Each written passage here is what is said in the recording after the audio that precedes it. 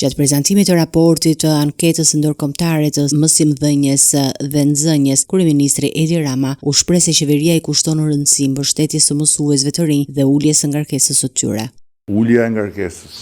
së punës në funksion të rritjes së mundësisë për të marrë frymë edhe për të punuar më cilësisht, si dhe integrimi gjithnjë më i madh i teknologjisë, përfshirë dhe inteligjencën artificiale në praktikat e klasës janë objektiva që duhet të ndjekim bashkërisht. Ai paralajmëroi se mungesa e mbështetjes mund të çojë në braktisje të profesionit nga pjesë të mësuesve të rinj, një shqetësim që sipas tij merret shumë seriozisht. Një pjesë e mësuesve të rinj dhe posaçërisht ata nën 30 vjeç raportojnë që mund ta lënë profesionin nëse nuk do të ndjehen të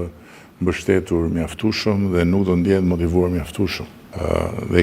ky është një sinjal që ne e marrim shumë seriozisht. Rama theksoi gjithashtu progresin e bërë për rivendosjen e autoritetit të mësuesit dhe për mirësimin e kushteve të sigurisë në shkolla. Zhvillimi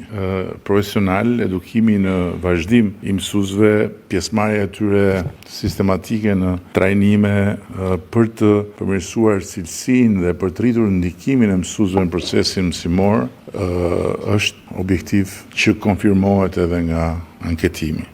Rama nënvizoi rëndësinë e zhvillimit të programeve në fushat e artit dhe zejtarisë si pjesë e vizionit të një sistemi arsimor gjithëpërfshirës dhe përfshirës. Duam që të bëjmë më shumë, sidomos përmes programeve jashtë mësimore, në mënyrë që t'i mbajmë nxënësit sa më shumë të lidhur me aktivitete dhe me praktika që zhvillohen jashtë pasqyrës shejtanit që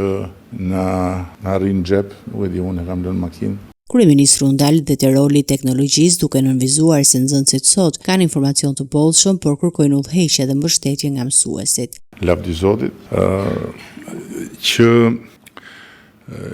jeni këta që jeni dhe që keni nderuar edhe Shqipërinë në këtë proces. Nuk dua të hyj në sa gjëra kemi bërë ose sa gjëra po bëjmë, po dua të them që jemi shumë të vetëdijshëm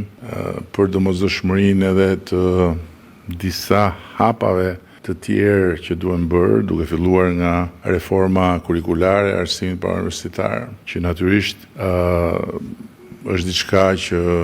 lidhet me ju dhe që garantohet përmes ndërveprimit me ju, theksi i fortë që do t'i vëmë gjithmonë më shumë bashkërisht shkencës, teknologjisë,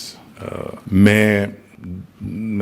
një mirëkuptim madh për domosdoshmërinë gjithnjë e më evidente që të nxisim më shumë inxhinierinë, të nxisim më shumë matematikën dhe të integrojmë sa më shumë inteligjencën artificiale në procesin mësimor. Ai siguroi se qeveria do të qëndrojë pranë mësuesve duke ofruar përkushtim dhe mbështetje të vazhdueshme për të ndihmuar ata të përballojnë sfidat e reja në arsimin modern.